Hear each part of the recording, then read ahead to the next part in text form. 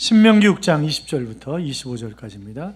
신명기 6장 20절부터 25절까지. 신명기 6장 20절부터 25절까지. 구약성경 272쪽입니다. 구약성경 272쪽 신명기 6장 20절부터 25절까지. 찾으셨으면 아멘. 20절 제가 있습니다. 후일에 네 아들이 네게 묻기를 우리 하나님 여호와께서 명령하신 증거와 규례와 법도가 무슨 뜻이냐 하거든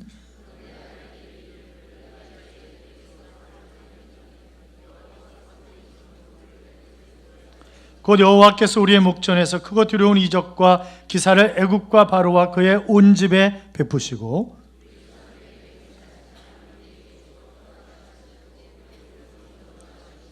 여호와께서 우리에게 이 모든 규례를 지키라 명령하셨으니 이는 우리가 우리 하나님 여호와를 경외하여 항상 복을 누리게 하시기 위하심이며 또 여호와께서 우리를 오늘과 같이 살게 하려 하심이라. 우리가 그 명령하신 대로 이 모든 명령을 우리 하나님 여호와 앞에서 삼가 지키면 그것이 곧 우리의 의로움이라 할지니라. 아멘. 같이 인사하시죠. 주의 이름으로 잘 될 것입니다. 더 잘 될 것입니다. 끝없이 잘 될 것입니다. 아멘. 잘 되실 줄로 믿습니다. 지난 화요일 날 건축 허가는 들어갔고요.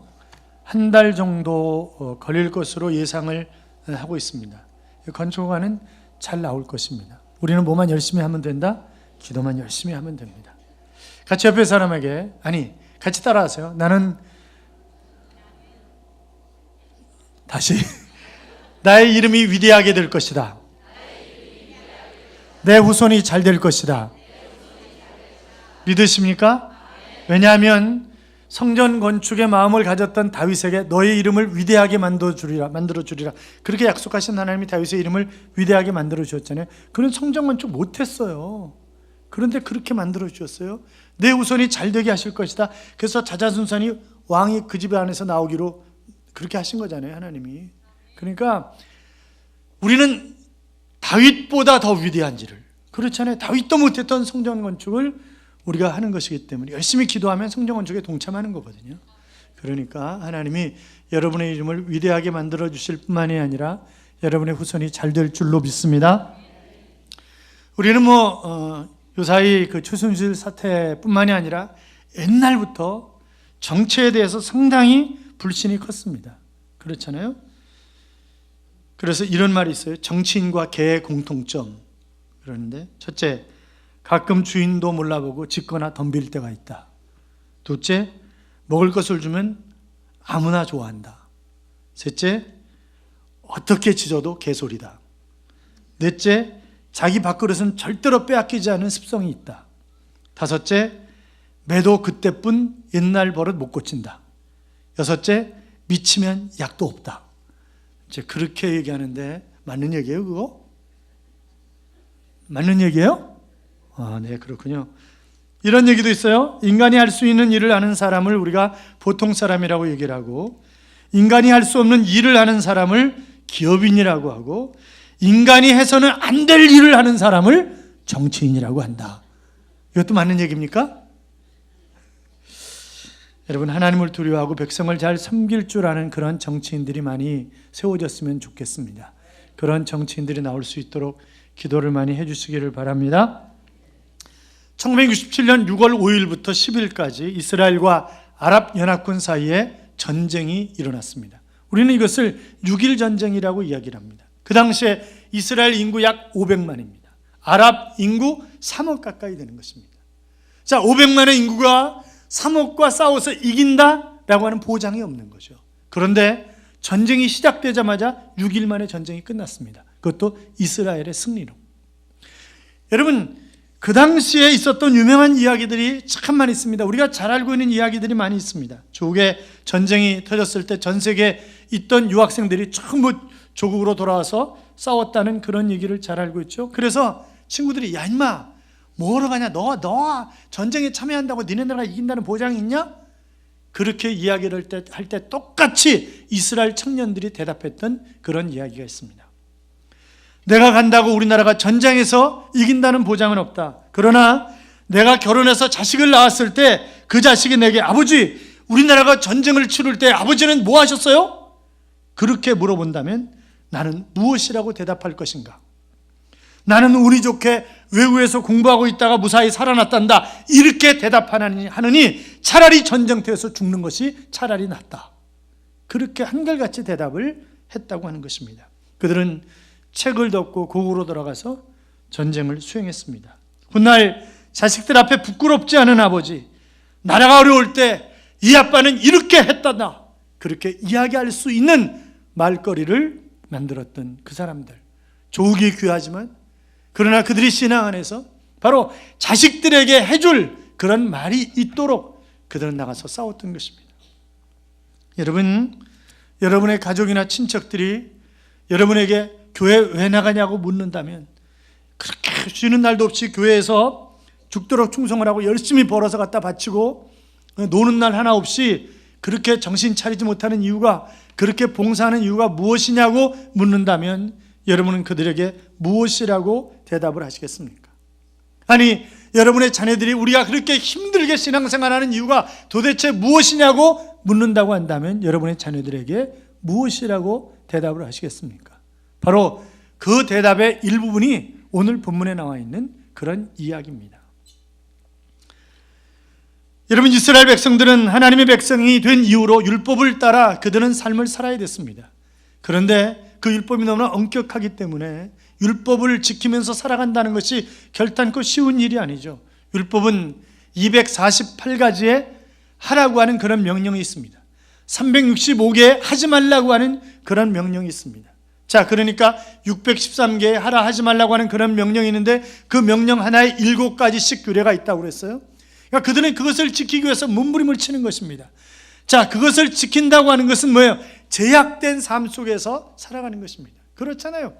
이게 한계가 있단 말이죠. 해야 할 일과 하지 말아야 할 일, 이것저것 생각하면서 삶을 살아야 되기 때문에 자기 하고 싶은 거 다 하는 거 아닙니다. 내가 하기 싫은 것 하지 않고 사는 게 아닙니다. 하나님의 언약의 말씀을 따라 그 언약 안에서 살아가야 된단 말이죠. 여러분, 율법 하나님의 말씀을 빼면 이스라엘 백성들도 다른 나라 백성들과 다를 게 조금도 없는 거예요. 그들이 하나님의 말씀 안에서 그 언약을 지키면서 살아갈 때 이스라엘 백성다운 이스라엘 백성이 되는 것이지, 그렇지 않으면 그들도 똑같은 것입니다. 이스라엘 백성들이 이제 40년 동안의 광야 생활을 마치고 모압 평지에 서 있었습니다. 그들 앞에는 요단강이 놓여 있고 이제 그 요단강만 건너면 그렇게도 소망했던 가나안 땅에 들어가게 됩니다. 아브라함과 이삭과 야곱에게 약속하셨던 땅, 젖과 꿀이 흐르는 땅이라고 하는 그 땅 앞에 지금 그들은 서 있습니다. 자, 그런데 마지막 그들에게 모세가 지금 가나안 땅에 요단강만 넘어가면 되는데, 지금 모세가 그들에게 이런저런 이야기를 하는 것입니다. 여러분, 왜요? 지금 광야에 살던 출애굽 1세대는 다 죽었어요. 그리고 어렸던 아이들, 그리고 광야에서 태어난 아이들, 그들만이 지금 있단 말이죠. 그래서 가나안에 들어가서 주역이 될 그들에게 다시 한번 지금 이런저런 이야기를 하고 있는 것입니다. 여러분, 갈수록 신앙생활하는 게 쉽지 않습니다. 내 자식들에게 예수 믿으라고 그렇게 애원을 해도 이놈들이 예수를 잘 믿지 않습니다. 내 마음대로 되지 않습니다. 전도도 쉽지 않고요. 갈수록 믿음 좋은 성도들도 만나기 힘들고요. 그래서 주님이 마지막 때에 믿는 자를 보겠느냐, 그렇게까지 말씀하신 것을 우리가 볼 수 있는데, 성숙한 믿음을 가진 정말 좋은 크리스찬이 점점 줄어들기 때문에 바로 크리스찬들이 사회에 미치는 그런 영향력도 점점 감소해가는 것이고, 여기저기서 터지는 사건들 때문에 우리가 전도가 더 안 되고 점점 더 예수 믿는다고 하는 것이 자랑스러운 것이 아니라 숨겨야 될 때도 많이 있는 그런 어처구니 없는 세상 속에서 우리가 살아가고 있습니다. 누구에게 욕을 하겠어요? 우리 얼굴에 침 뱉는 것 아니겠습니까? 복음이 한국에 들어온 지 25년이 지난 1910년 6월에 에딘버러에서 세계 선교대회가 열렸다고 합니다. 그 당시에 우리나라에 들어와서 선교를 했던 사무엘 마페 선교사님과 평신도 대표로 윤치호 선생님이 에딘버러 선교대회에 참석을 하셨는데, 이 마페 선교사님이 선교 보고를 하면서 이런 보고를 하셨다고 그래요. 앞으로 틀림없이 이 조선은 교회가 전민족을 복음화시킬 것이고 영적인 강국이 될 것이라고, 그러면서 그 이유가 첫 번째는 기도하는 사람들이 많다. 그래서 새벽 기도, 금요 기도에 기도하는 사람들이 많다는 거죠. 두 번째는 열정적으로 전도하는 사람들이 많고, 셋째는 성경을 사랑하는 사람들이, 그래서 말씀대로 살려고 하는 사람들이 많기 때문에 틀림없이 영적인 강국을 이룰 것이다 라고 예언을 했고, 그 예언대로 한국은 지난 100년 동안 세계가 상상할 수 없는 그런 교회 성장을 이루었습니다. 그러나 1988년 서울 올림픽을 기점으로 한국교회는 하얀 곡선을 그리기 시작했고, IMF가 터졌을 때 잠깐 그 하얀 곡선이 멈추는 듯 싶더니 지금은 이제 1년에 3, 4천 교회가 없어지는, 1년에 10만 이상의 크리스찬이 줄어드는 그런 나라가 되어버리고 말았습니다. 이미 상당히 아이들이 교회를 떠났습니다. 교회 학교가 절반 이상의 교회들이 없죠. 중고등학생들이 최소한 30%에서 50% 줄어들었다고 얘기를 합니다. 유초등부도 마찬가지입니다. 저희 교회도 그렇습니다. 아이들이 얼마나 많이 줄었는지 모릅니다. 담당 교육자들에게 책임을 물어야 되겠지만, 그러나 그들을 혹독하게 훈련시켜서 교회의 성장을 이루도록 해야 할 책임이 저에게 있기 때문에 그들에게 혹독하게 책임을 물을 수도 없습니다. 여러분, 보면 아이들이 옛날 같지 않다고요. 아이들만 옛날 같지 않습니까? 우리들도 옛날 같지가 않죠. 제가 이제 부교육자들한테 막 뭐라 그럴 때가 있어요. 근데 이제 그 전에 보면 이렇게 집에서도 그렇고 늘 부모를 먼저 섬기고 늘 어른을 먼저 섬기고 그러잖아요. 요새는요, 애들 우선이에요. 애들 우선. 제가 지지난번에 어느 부서 유년부 비전신기 갔나? 중고등부 비전신기 갔나? 그랬을 때 제가 비전신기 하면 거의 따라갑니다. 왜냐하면 아이들에게 꿈을 심어줘야 할 책임이 있다고 생각하기 때문에 거의 따라가거든요. 그런데 그날 무지하게 배가 고팠는데 끝나고 내려오는데 지들끼리 닭 먹으면서 한 번도 먹으라는 얘기도 안 하더라고요.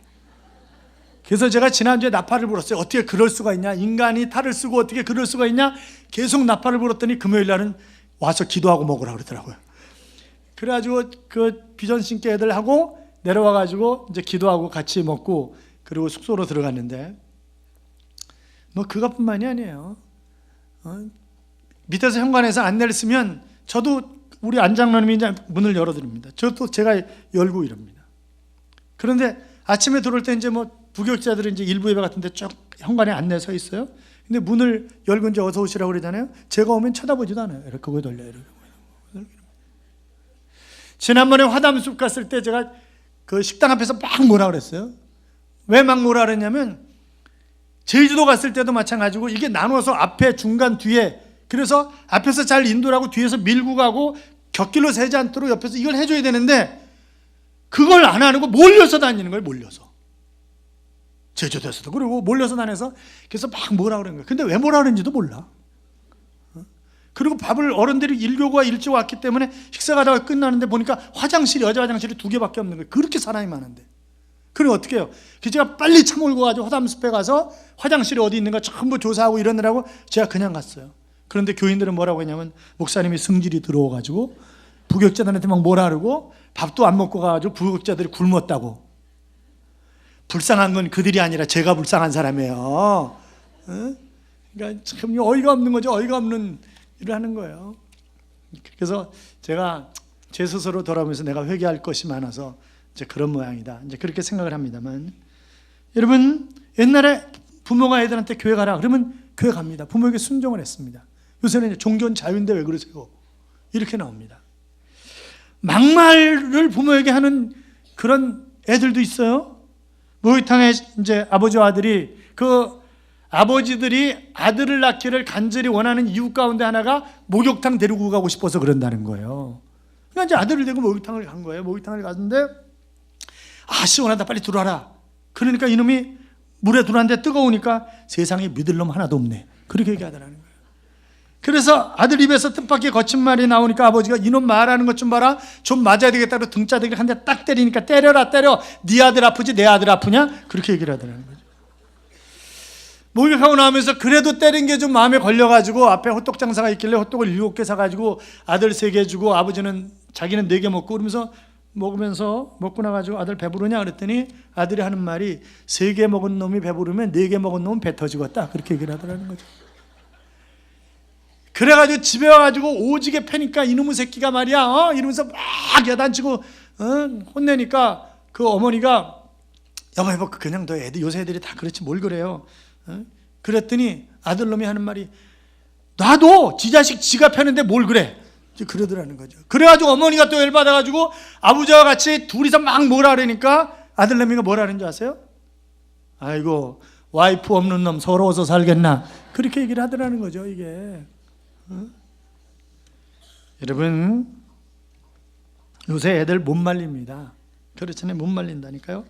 삼성생명과 조선일보가 은퇴를 앞둔 사람들에게 자식에게 가장 물려줘야 할 것이 무엇인가 라고 하는 그런 설문조사를 했는데 81.2%가 바로 가치관이다, 그런 얘기를 했습니다. 두 번째 추억이다, 그렇게 대답한 사람이 5.3%, 그리고 돈에 대한 철학이다 라고 얘기한 사람이 4.9%, 그리고 돈을 물려줘야 된다 라고 대답한 사람이 2.2%였다는 거예요. 사랑하는 여러분, 그렇다고 한다면 예수를 믿는 우리가 과연 자식들에게 어떤 유산을 하나님이 물려주기를 원하시는 것일까요? 그것은 신앙의 유산을 물려주기를 하나님은 원하시는 것입니다. 그렇잖아요? 자 보세요. 지금 이제 1세대 다 죽었어요. 출애굽한 1세대 다 죽었어요. 그들에게 지금 재교육을 시키는 거잖아요. 역사교육, 신앙교육, 의식교육을 모세가 그들을 모아놓고 지금 가나안 땅에 들어가기 전에 교육을 시키는 것입니다. 가나안 땅에 들어가서 과연 어떻게 신앙생활을 해야 할 것인지, 가나안 족속들과의 관계에 있어서 과연 어떻게 해야 할 것인지, 무엇을 하고 무엇을 하지 말아야 될 것인지, 그런 교육을 시키는 거라고요. 옛날 서부시대에 아버지가 아들에게 총을 넘겨주기 전에 이 총의 사용법이 어떻고, 총을 사용할 때는 언제 사용해야 되고, 총을 사용하지 말아야 할 것은 언제는 절대 총을 사용해서는 안 된다 라고 하는 것을 교육시킨 다음에 총을 물려줬던 것처럼 가나안 땅에 들어가기 전에 가나안 땅에 들어가서 어떻게 해야 할 것인가를 먼저 교육을 시키고 그 다음에 가나안 땅에 들어가도록 하는 것을 우리가 볼 수 있단 말이죠. 그 록펠로 11조의 비밀을 안 최고의 부자라고 하는 그런 책이 있습니다. 록펠의 일생을 그린 책이죠. 그는 가난한 집에서 태어났습니다. 너무나 가난했기 때문에 대학 진학을 하지 못했어요. 고등학교를 졸업했던 16살의 소년 록펠러가 클리브랜드의 거리를 돌아다니면서 일자리를 찾습니다. 잘 구해지지 않는 거예요. 간신히 그 곡물 위탁 판매 회사에 취직을 하게 됐는데 그는 아침 6시 30분에 출근을 하는 거예요. 밤 10시에 퇴근을 하는 것입니다. 죽기 살기로 일하는 거죠. 그런데 연봉 $600를 안 올려주는 거예요. $600면 연봉이면요 한 달에 $50예요. 근데 그걸 안 올려주는 거죠. 그래서 3년 동안 죽기 살기로 일하다가 내가 이 정도로 열심히 일했으니까 사장님에게 봉급을 좀 올려달라고 하면 올려줄 거라고 생각하라고 와서 얘기를 합니다. 그랬더니 너 관둬. 그렇게 얘기해. 너 관둬. 싫으면 관두면 되잖아. 그래 어쩔 수 없이 그 회사를 차립니다. 이제 사업을 하는 거, 사업을 시작하는 거죠. 너무너무 잘 되는 거예요. 그래서 그는 세계적인 거부가 됐습니다. 자, 그가 무려 100만 평이 넘는 대학을 12개나 세웠고 교회를 4,928개 교회를 세워가지고 하나님 앞에 헌납을 합니다. 그렇게 하면서도 어느 곳에도 자기 이름을 남기지 않았습니다. 록펠러 재단을 만들어서 기아 근절과 인구 문제 해결, 대학의 발전, 그리고 미국 내 교회 균등 및 문화적 발전에 중요한 업적을 남깁니다. 재단 설립 이후에 무려 $20 상당의 자금을 전 세계 수천 명의 수혜자에게 제공을 했고 1만 3천 명이 넘는 록펠러 재단 특별연구원에게 보조금을 지급합니다. 록펠러 재단의 수혜자 가운데 170여 명이 노벨상을 타게 됩니다. 록펠러 가문을 세계에서 자선을 가장 많이 하는 가문으로, 세계 제1의 명문 가문으로 세운 것은 바로 이 록펠러와 그의 후손들이 신앙을 따라서 삶을 살았기 때문에 명문 가문이 된 거죠. 록펠러가 이런 인생을 산 비결이 어디 있겠습니까? 어느 날 그 죽은 자기 아내를 기억하면서 교회를 또 하나 세워가지고 이제 헌당 예배를 드리는데, 그런데 기자가 질문을 한 거죠. 어떻게 최고의 그 갑부가 지난 36년 동안 변하지 않고 세계 최고의 갑부이신데 그 세계 최고의 갑부가 된 비결이 무엇입니까? 라고 물었더니 록펠러가 하는 얘기가, 저는 부모님에게 정말 좋은 유산을 물려받았습니다. 그렇게 대답을 하더라는 거예요. 그래서 아니, 우리가 알기로는 부모님이 굉장히 가난한 것으로 알고 있는데 무슨 그런 유산을 물려받으셨냐고 그랬더니, 우리 부모님은 가난한 농부셨지만 그러나 내가 세계 제일의 부자가 될 수밖에 없도록 나에게 신앙의 유산을 남겨주셨기 때문에, 하나님만을 의지하는 그런 신앙을 남겨주셨기 때문에 오늘의 내가 있게 된 것이라고 그렇게 얘기를 하면서 어머니와 나 약속을 한 것이 있다는 거예요. 어머니하고 나하고 약속을 한 것이 있는데, 첫째는 반드시 11조를 드리라는 거죠. 그래서 어머니가 초등학교 다닐 때 처음 용돈을 주셨는데 20센트를 주셨다는 거예요. 20센트를 용돈을 주면서 2센트를 빼시더니 이건 내게 아니라 하나님 거다. 내가 하나님의 것을 제대로 드리지 않는 한 너는 결단코 하나님의 복을 받을 수 없다. 그래서 다른 것을 몰라도 생명 걸고 11조를 드려야 된다. 그것이 어머니와의 첫 번째 약속이었고, 두 번째는 예배를 드릴 때 항상 앞자리에 앉아라.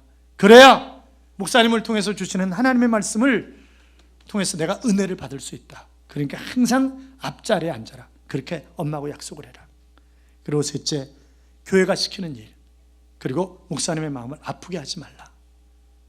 그래서 자기는 교회가 하는 일, 목사님의 말씀이 마음에 안 들 때도 있었지만 그러나 한 번도 거절하거나 한 번도 마음을 아프게 한 일이 없는데, 그것이 결국 나를 오늘 세계 최고의 갑부가 되게 만든 것이라고 그렇게 이야기를 하더라는 거죠.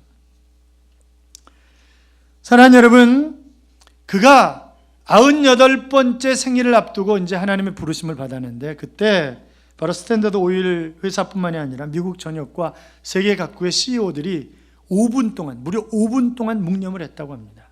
그것은 바로 인류의 은인으로 칭송받는 사람에 대한 그런 예의였다는 거죠. 사랑하는 여러분, 록펠러 같은 거부가 되시기를 주님의 이름으로 축원합니다. 그러나 록펠러 같은 거부가 되게 해달라고 기도하시기 전에 록펠러처럼 온전한 신앙생활을 하시기 바랍니다. 이 록펠러가 한참 저기 할 때 그 11조를 계산하는 직원만 40여 명이었다고 그래요. 정말 대단한 거 아니겠어요, 여러분? 그렇잖아요. 여러분도 그렇게 되시기 바랍니다. 11조 계산하는 직원이 한 100명쯤 되면 얼마나 좋을까요? 그렇잖아요. 세계적인 거부들이 되시기를 주님의 이름으로 축원합니다. 자, 그래서 우리는 신앙의 유산을 잘 물려주는 게 중요하단 말이죠. 록펠러의 어머니처럼 신앙의 유산을 잘 물려주면 자식이 잘 된단 말이죠. 그런데 우리가 신앙의 유산, 그래, 신앙은 네 자유니까, 그러면요, 그 아이를 망치는 거예요. 그 전 재산 4억 9,200만 달러로 3,000개의 도서관을 설립했고 8,000대의 오르간을 기증하고 자식에게 단 한 푼도 물려주지 않은 강철한 카네기가 있습니다. 이 사람이 이런 얘기를 했어요. 상속은 자식들의 재능과 에너지를 망치게 하는 것이다. 저 세상으로 돈을 가지고 간다고 하는 것은 정말 부끄러운 일이다 하는 그런 이야기를 했습니다. 신앙이 좋은 청교도들은 자식의 유산을 상속하는 것을 수치로 알았다고 하죠. 그들에게 있어서 반드시 물려주어야 할 재산은 하나님을 믿는 신앙이었다고 하는 것입니다.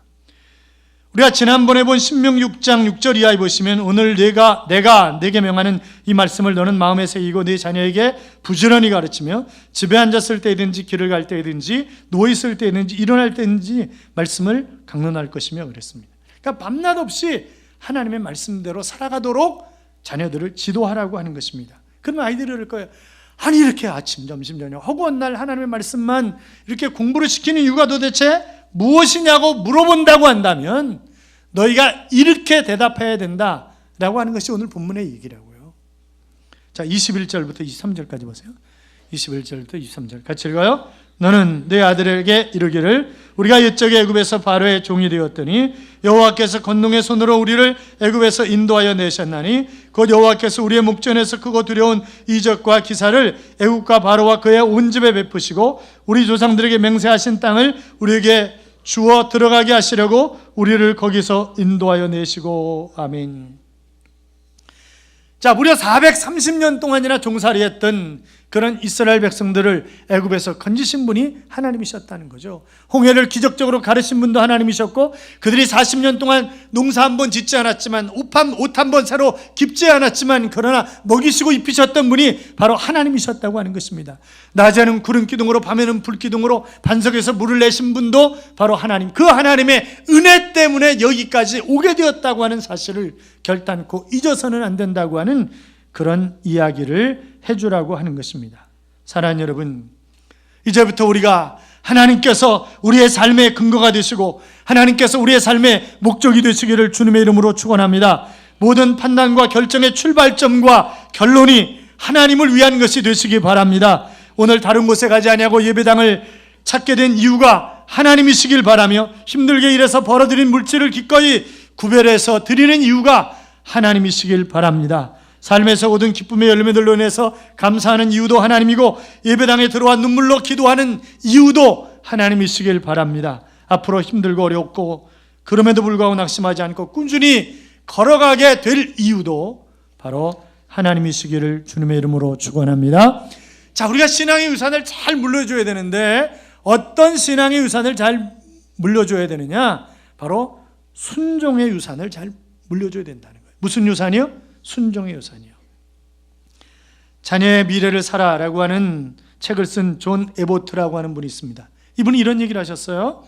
아이를 양육하는 데 있어서 부모에게 절대적으로 순종하는 법을 가르치는 일이 가장 우선되어야 할 과제이다. 아이에게 끝까지 강요할 생각이 없는 데 시키는 것은 아이에게 불순종하는 법을 가르치는 지름길이다. 다스림의 원리는 단순하고 명료하다. 부모의 모든 명령에 아이들이 순종하도록 하고 절대 부모의 말을 무시하지 못하게 하는 원칙을 세워라. 그런 얘기를 했습니다. 내가 자식이 어떤 일을 시켰어요. 그러면요, 싫어. 그래 다음에 하자 뭐. 그런 짓 하지 말라는 거예요. 내가 시켰어요. 안 들어요. 두들겨 패서라도 끝까지 그 일을 하도록 만들라는 거예요. 그러니까 그것을 중간에 하지 말라고 변경시키는 것은 내 자식놈을 불순종하는 자식으로 만드는 지름길이라는 거예요. 한 번 시켰으면 끝까지 그것을 하도록 만들라는 거죠. 두들겨 패든 어떻게 하든 그렇게 해서 끝까지 하도록 만들어야 된다고 하는 거예요. 사랑하는 여러분, 순종이 부정적이거나 구시대의 산물이라고 생각하지 마십시오. 순종은 하나님의 복을 받는 비결입니다. 제임스 토벌이 지은 최고의 유산 상속받기라고 하는 책에 나오는 이야기인데, 해밀턴 변호사가 레드 스미스의 유언장을 통해서 자녀들에게 유산을 상속을 합니다. 그런데 마지막으로 남은 사람인 조카 손자인 제이슨 스티븐스에게 회장님이 지금까지 자식들에게 다 유산을 나눠주라고 말씀하셨는데, 그대에게는 지금 나눠주라는 재산이 없다고. 이거 하여튼 그 영감탱이는 나만 미워해. 그러면서 나가려고 그러는데, 그게 아니라 제이슨 할아버지가 과제를 내셨는데 그 과제를 한 달에 한 가지씩 1년 동안 과제를 통과하면 그 다음에 최고의 유산을 상속하시겠다고 했는데, 그 상속이 무엇인지는 얘기할 수 없다고. 그걸 하겠냐고 그랬더니 그럼 하겠다고 그러는 거예요. 근데 할아버지의 요구가 12가지 과제인데 한 달마다 하나씩 과제예요. 그러면서 제일 첫 번째는 그 첫 딸은 할아버지 친구인 거스 코드웰의 목장에서 가서 일하라는 거죠. 둘째 딸은 $1,500를 가지고 가난하고 힘든 사람들과 어울려 살면서 그들을 어떻게 도울 수 있는지 연구해보라 라고 하는 그런 과제였습니다. 1년 동안 12가지 과제를 잘 수행을 했어요. 그러면서 그는 이렇게 얘기를 합니다. 할아버지가 남긴 최고의 유산은 12단계를 통해서 얻은 일과 바로 우정, 배움, 고난, 가족, 웃음, 꿈, 감사, 이런 것들입니다. 저는 12가지 유산을 고루 사용해서 1년 전 저처럼 불쌍한 사람들에게 물려줄 것입니다. 이제 하나님이 왜 저를 만드셨는지, 내가 이 땅에서 해야 할 일이 무엇인가를 알게 되었습니다. 목표가 없는 사람들에게 그 목표를 가질 수 있도록, 그리고 그 목표를 도울 수 있도록 하는 일이 제가 할 일입니다. 이제 그렇게 이야기를 하는 거죠. 그랬더니 해밀턴 변호사가 유언장을 꺼내는 거예요. 유언장에는 이렇게 적혀 있었습니다. 내 조카 손자가 이미 책임감과 역량 있는 모습을 보여줬기 때문에 레드 스티븐스 고아원, 레드 스티븐스 도서관 프로그램, 그리고 몇몇 장학재단과 병원 등 기타 기관들의 기금을 관리하는 유일한 책임자로 손색이 없을 것으로 생각한다. 제이슨에게 부탁하고 싶은 것은 현재 자선재단에서 진행 중인 프로젝트들과 앞으로 의미 있다고 느끼는 일들을 추진할 때 지난 1년 동안 얻은 경험과 지혜를 사용해달라. 그래서 나는 그대에게 10억 달러를 유산으로 남긴다. 10억 달러면 얼마예요? 1조 2천억 원이에요. 뭐 우리는 안 놀래요. 그냥 뭐 이런 별로 안 놀래요. 사랑하는 여러분, 이스라엘 사람들은 자기 자식들에게 끊임없이 신앙의 교육을, 이 탈무드라든지 이런 것을 통해서 끊임없이 어릴 때부터 신앙 교육을 시키는 것입니다. 그래서 그들이 늦는 것 같지만 그러나 그들이 훨씬 더 빠른 그런 인간으로서의 성숙함을 보여주고 있다고요. 사랑하는 여러분, 우리의 자녀들이 그리고 우리의 가족이나 이웃들이 당신은 왜 예수 믿습니까? 뭐가 좋다고 그렇게 교회 열심히 다니십니까? 라고 물으면 애굽의 종되었던 이스라엘 백성들이 종에서 우리에게 자유함을 주셨던 하나님이라고 얘기했던 것처럼 죄의 종이었던 우리가 바로 하나님의 사랑 때문에 그 예수 그리스도로 말미암아 내가 구원받았다고 하는 사실, 그 하나님의 은혜, 그 하나님의 사랑 때문에 나는 교회 다닌다고, 나는 예수 믿는다고 그렇게 대답할 수 있어야 된다고 하는 것입니다. 사랑하는 여러분, 우리는 비천한 부끄러운 과거를 결단코 잊어서는 안 될 것입니다. 하나님이 우리에게 베푸신 은혜가 얼마나 큰 것인가라고 하는 것을 우리가 잊어서는 안 된다고요. 디모데전서 1장 13절에서 사도 바울은 이렇게 고백을 합니다. 내가 전에는 비방자요, 박해자요, 폭행자였습니다. 그리고 나는 죄인 중에 교수였습니다. 이런 고백을 하는 것을 볼 수 있다고요. 사랑하는 여러분, 자랑할 것이 많은데 왜 부끄러운 그런 그 옛날의 과거를 자랑하듯이 드러내놓는 이유가 무엇입니까? 그것은 부끄러운 과거임에도 불구하고 하나님의 크신 사랑 때문에 내가 하나님께 쓰임받는 그런 종이 되었다고 하는 그런 고백을 하고 싶은 것입니다. 자, 이렇게 우리가 신앙의 유산을 잘 물려주고 내가 신앙생활 잘 할 뿐만이 아니라 모험을 보여서 자녀들에게 신앙의 유산을 잘 물려주면 하나님 우리에게 주시는 복이 있는데 그 복은 첫째는 물질적인 복입니다. 어떤 복이요? 물질적인 복이요. 10절 이하에 보시면 그래서 물질적인 복에 관한 이야기를 쫙 하고 있어요.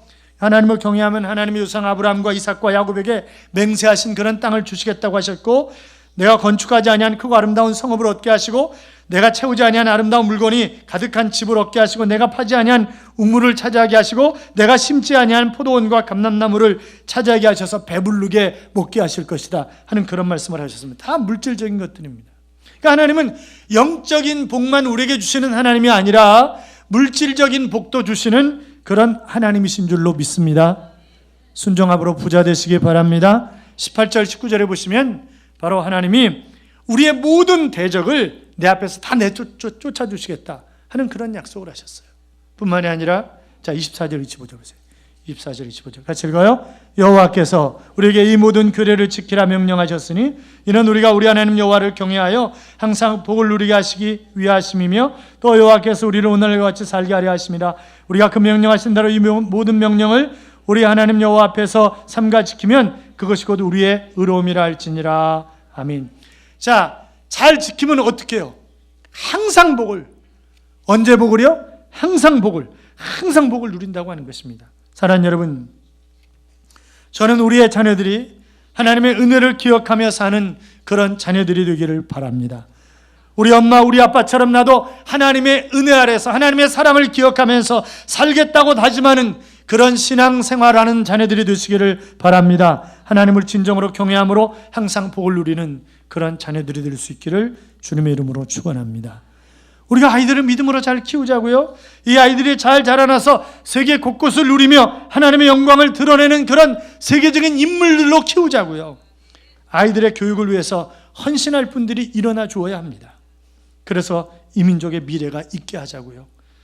이 민족을 언제까지 욕만하고 바라보고 계실 것입니까? 우리가 인재를 키우자고요. 우리가 이 민족과 세계적인 지도자를 길러내보자고요. 사랑하는 여러분, 아이들을 잘 키워야 내일 우리 조국이 희망이 있습니다. 최순실 사태 같은 사태를 막을 수 있다고요. 지금 나라를 이끌 만한 인물이 없습니다. 인물이 없다고 탓하지 말고 지금이라도 우리 자녀들을 인물로 키워내자고요. 그래서 제가 비전 신기도 그렇고 막 비전 투어도 그렇고 그러면 이렇게 얘기하는 분들이 있어요. 비전 투어 목사님이 되게 놀러 가고 싶으신가 봐. 그러니까 비전 투어 다니시나 봐. 이러는 분들이 있어요. 비전 신기 가서 뭐 하는 건지 모르겠어. 그러는 분들이 있어요. 이해해요. 그러나 여러분 죄송해요. 제 얘기를 해서. 제가 박사학위가 2개입니다. 석사학위가 3개입니다. 비공인까지 4개입니다. 근데 가장 중요하게 생각하는 것이 교육학 석사, 교육학 박사입니다. 교육이 뭔지를 많이는 몰라도 조금은 압니다. 그러니까 제가 무대뽀로 그냥 하는 건 아니라고요. 그러니까 다 이유가 있으니까 그렇게 해나가는 거, 그렇게 해나가면 그 아이들이 어떻게 변화될 것인가라고 하는 기대감이 있기 때문에 그렇게 하는 것이지 무작정 하는 게 아닙니다. 사랑하는 성도 여러분, 항상 복을 누리기를 원하십니까? 하나님을 잘 경외하십시오. 자녀들에게 신앙의 유산을 잘 물려주십시오. 그래서 항상 하나님 여러분과 함께 하시고 항상 복 있는 삶을, 하나님은 어제나 오늘이나 영원토록 동일하신 하나님이십니다. 그분은 복의 근원이십니다. 여러분과 여러분의 자녀들로 말미암아 이 민족이 다시 살아나고 세계를 이끌고 가는 그런 나라를 만들 수 있기를 간절히 소원합니다. 그렇게 될 줄로 믿습니다. 야곱의 축복이라고 하는 찬양이 있습니다. 너는 담장너머로 뻗은 나무, 가지에 푸른 열매처럼 하나님의 귀한 축복이 삶에 가득히 넘쳐날 거야. 너는 어떤 시련이 와도 능히 이겨낼 강한 팔이 있어. 전능하신 하나님께서 너와 언제나 함께 하시니 너는 하나님의 사람, 아름다운 하나님의 사람. 나는 널 위해 기도하며 내 길을 축복할 거야. 너는 하나님의 선물, 사랑스러운 하나님의 열매, 주님 품에 꽃피운 나무가 되어줘라고 하는 찬양입니다. 사랑하는 성도 여러분, 우리의 헌신적인 신앙교육, 신앙의 유산과 하나님 앞에 순종을 가르쳐서 우리의 자녀들이 하나님의 사랑, 항상 하나님의 복을 받는 그런 자녀, 민족과 세계를 살려내는 축복의 자녀가 될 수 있기를 주님의 이름으로 축원합니다. 축원합니다.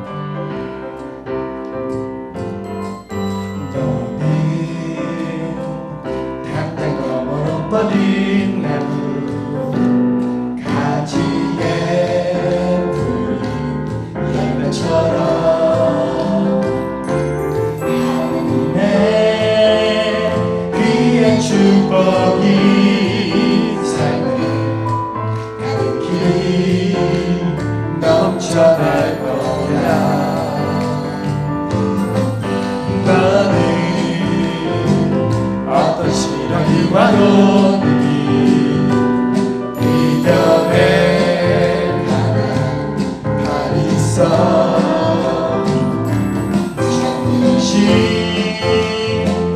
하나님께서 너와 언제나 함께 하시니 너는 하나님의 사랑, 아름다운 하나님의 사랑. 나는 널 위해 기도하며 내 길을 축복할 거야. 너는 하나님의 선물. 사랑하는 여러분, 정말 우리의 자녀들이 잘 되기를 간절히 열망하면서 축복하는 마음으로 우리 같이 야곱의 축복을 함께 부르겠습니다.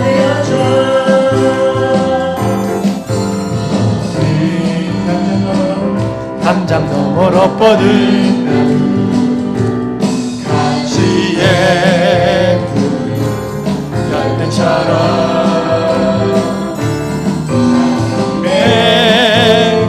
귀한 축복이 삶에 가득히 넘쳐날 거야.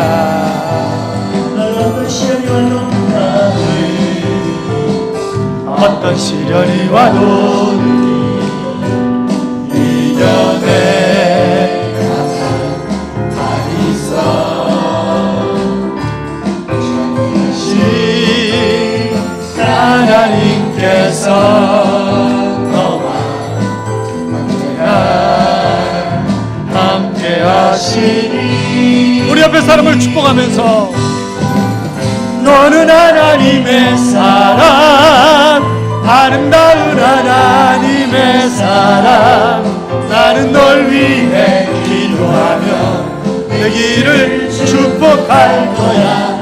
너는 하나님의 선물, 사랑스러운 하나님의 열매, 주님 품에 피운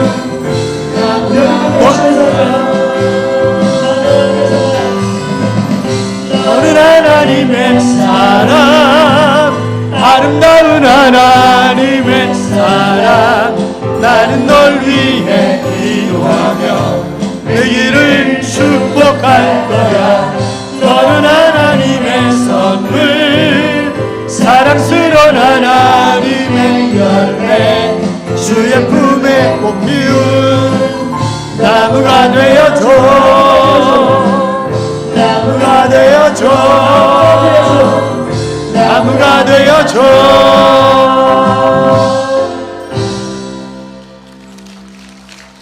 사랑하는 여러분, 우리가 축복하는 대로 아이들은 자라날 것입니다. 신앙의 유산을 물려줍시다. 그래서 이 아이들이 정말 잘 자라나서 5대양 6대주를 쉬우며 하나님의 영광을 전 세계 속에 드러내는 위대한 인물들이 되게 하십시다. 이 민족과 전 세계를 살려내는 그런 귀한 일꾼들이 바로 여러분의 자녀들 가운데 나오게 될 줄로 믿습니다. 우리 함께 기도하겠습니다. 살아계신 하나님 아버지 감사합니다. 그리고 주님이 사실